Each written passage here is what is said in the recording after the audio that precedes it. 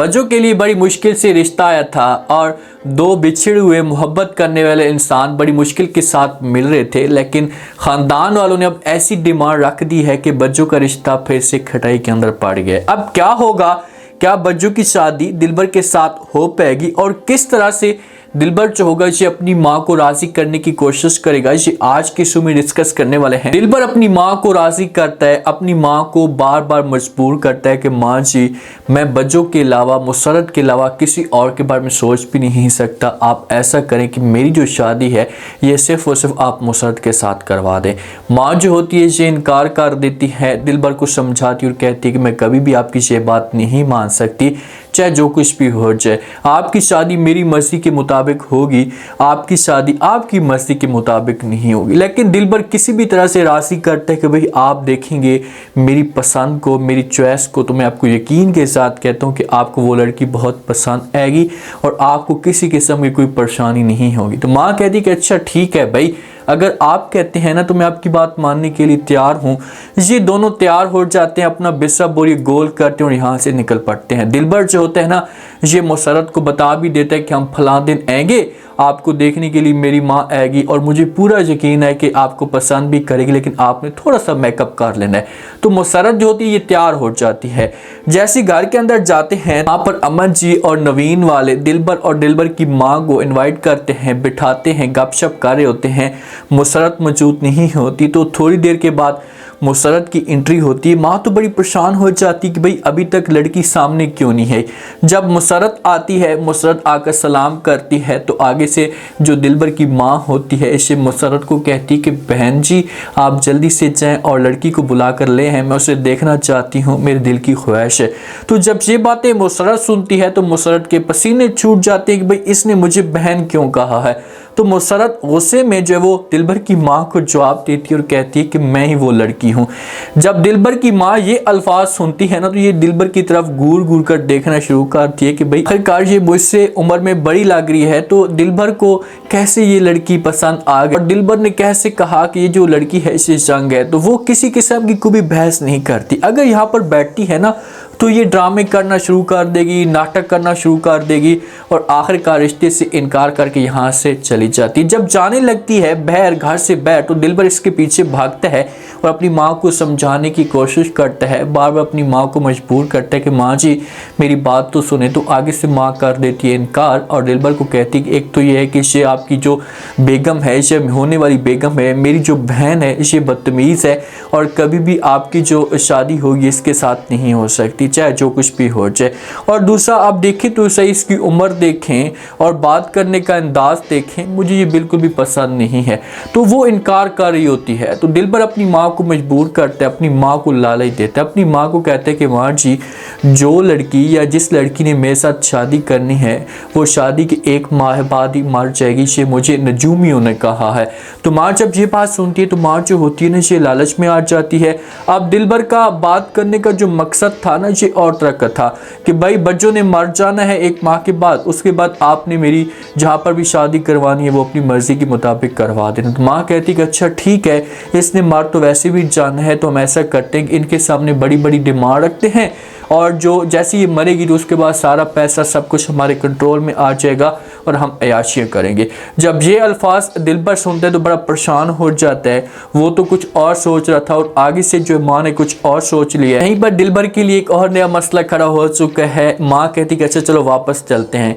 ये सोचने के बाद, सोचने का टाइम भी मांग सकते हैं, सोचने के बाद जो फ़ौरन ये आकर बैठ जाते हैं सोफ़ों के ऊपर। दिलबर के चेहरे के जो तासरात होते हैं ये बता रहे होते हैं कि बंदा बड़ा परेशान है। अमन जी कहती है दिलबर की माँ को कि हाँ जी बहन जी क्या आपने सोचा, आपका क्या इरादा है, आपने क्या करना है, क्या आपने मेरी बेटी को लेकर जाना है या नहीं। तो दिलबर की माँ कहती है कि हाँ हमने ये सोच लिया, हमें ये रिश्ता मंजूर है, लेकिन हमारी एक शर्त है। तो अमन जी बज्जो वाले जब शर्त की बात सुनते हैं तो ये और भी ज़्यादा अपसेट हो जाते हैं, क्योंकि बज्जो की जो बात हुई थी दिलबर के साथ तो इनकी ये बात क्लियर हुई थी कि भाई हमारी कोई भी डिमांड नहीं होगी, बस मैं आपको हासिल करना चाहता हूँ, उसके बाद फिर जो बात में होगा वो देखा जाएगा। तो अमर जी कहती कि भाई कौन सी शर्त? तो दिलबर की माँ कहती कि हमारी ये शर्त है कि जैसे जब वो दिलबर का निकाह होगा आपकी बेटी के साथ तो उसी वक्त आप लोगों ने एक फ़्लैट जो है वो मेरे बेटे के नाम करना है, अगर फ्लैट नहीं है तो उसके बराबर आप लोगों ने कैश कर देना है, क्योंकि जब मेरे बेटे के साथ इसकी शादी हो जाएगी तो मेरा बेटा जो होगा ये सुकून के साथ ज़िंदगी गुजारेगा। तो ये बातें जब बज्जो की फैमिली सुनेगी तो वो इस मामले पे हो जाएंगे बड़े परेशान, उनको समझ नहीं आएगी कि आखिरकार अब यहाँ पर क्या किया जाए, क्योंकि बच्चों के लिए बड़ी मुश्किल के साथ रिश्ता आया था। बच्चों के लिए कोई भी रिश्ता आ भी नहीं रहा था, सारे के सारे इनकार कर रहे थे कि भाई हमें ये रिश्ता मंजूर नहीं है। तो काफ़ी टाइम के बाद रिश्ता आया तो माँ कभी भी इस रिश्ते से इनकार नहीं करना चाहती। तुरंत की माँ कहती कि अच्छा चलो ठीक है आप लोग जाएं, हम सोच कर आपको 1-2 दिन के अंदर ही बता देंगे। जिस वक्त दिलबर घर के अंदर जाएगा तो अपनी माँ के साथ बात करना शुरू कर देगा। माँ को कहेगा कि भाई आपको किसने कहा है कि आप ऐसा की डिमांड करें? तो आगे से माँ कहती कि भाई आपने खुद कहा है कि 1 माह के बाद जो वो आपकी बेगम जो होगी से मर जाएगी, जो लड़की भी आपके साथ शादी करेगी तो मर तो इसने वैसे ही जाना है, तो जायदाद आपके काम आ जाएगी, मैंने आपके बारे में सोचा। अब दिलबर ने तो झूठ बोला था, लेकिन इसके ऊपर इतनी परेशानी बन चुकी है कि मुसर्रत जो होगी ये कॉल भी करेगी दिलबर को और कहेगी भाई ये क्या कर दिया आपने, मेरे ख़ानदान के पास इतना पैसा ये सब कुछ नहीं है, आपने परेशानी खड़ी कर दी है। नवीन बोलती है जाने के बाद, नवीन अमर जी को कहती है कि भाई हमारे पास ना कोई फ्लैट है ना कोई इतने सारे पैसे हैं, क्या करेंगे भाई, इस रिश्ते से इनकार कर देते हैं और ये सब कुछ हम नहीं दे सकते, हमारे पास कुछ भी नहीं है। तो साथ में बज्जो मौजूद होती है तो बज्जो गुस्सा करती है अपनी भाभी के ऊपर, अपनी अम्मा के ऊपर कि भाई बड़ी मुश्किल के साथ रिश्ता है मेरा और मैं इसी ख़ानदान में शादी करूंगी, इसके अलावा किसी और के बारे में सोच भी नहीं सकती। उन्होंने वैसे भी छोटी सी तो डिमांड की है, इतनी बड़ी डिमांड है नहीं, तो हाथ सूत में आप लोगों को ये सब कुछ देना होगा अगर आप लोग चाहते हैं कि मेरी शादी हो, मैं यहाँ से खुशी के साथ जाऊँ और मैं इसके अलावा किसी और के बारे में सोच भी नहीं सकती, मैं दिलबर के साथ बेपनाह मोहब्बत करती हूँ। तो यहाँ से गुस्सा करके बज्जो उठकर चली जाती है। सुहेल जो होगा से अम्मा जी को समझाने की कोशिश करेगा, बात करेगा, कहेगा कि भाई आपको परेशान होने की कोई भी ज़रूरत नहीं है, अगर बज्जो चाहती है तो हम इस बारे में सोचते हैं और बज्जो को खुश करने के लिए हमें सब कुछ करना होगा। नवीन बीच में चीखेगी, चिल्लाएगी, शोर मचाएगी लाजमी तौर पर कि भाई आप ये सब कुछ ना करें, उनका दिल नहीं होगा जिसकी वजह से उन्होंने इतनी बड़ी डिमांड की है। लेकिन ये लोग बज्जो से इतने तंग पड़े हैं, इन लोगों को बस अब बहाना चाहिए था कि कोई एक रिश्ता है। आप फिलहाल मौके पे तो इनके लिए परेशानी खड़ी हो जाएगी, लेकिन ये देखना कि ये बच्चों को किसी भी तरह से यहाँ से भेजने का फैसला करेंगे कि भाई तू जा, हर चीज़ देने के लिए तैयार है, लेकिन तेरी एक दफ़ा शादी हो जाए तो यहाँ से चली जा, घर के अंदर सुकून आ जाए, हम सब कुछ दे देंगे। तो बच्चों को राज़ी करेंगे और बच्चों को बोलेंगे कि आप दिलबर की फैमिली को बता दें कि भाई ठीक है हमें कोई एतराज़ नहीं। अब देखते हैं कि क्या होता है आगे से, जो वो दिलबर की माँ का क्या रिएक्शन आता है। ये भी हो सकता है कि दिलबर जो है ना ये अपनी माँ को मजबूर करे, समझाने की कोशिश करे, तो माँ जो है ना इनकार कर दे कि भाई हमें कुछ भी नहीं चाहिए। बेचारी दुर्दाना अपनी तरफ से कोशिश कर रही है घर के अंदर जो मसले मसाइल चल रहे हैं उनको किसी तरीके से हैंडल किया जा सके, सारे के सारे मसलों को सेट किया जा सके। लेकिन आगे से जो सबा बेगम होती है ये सारा इल्ज़ाम लगा देती है दुर्दाना के ऊपर।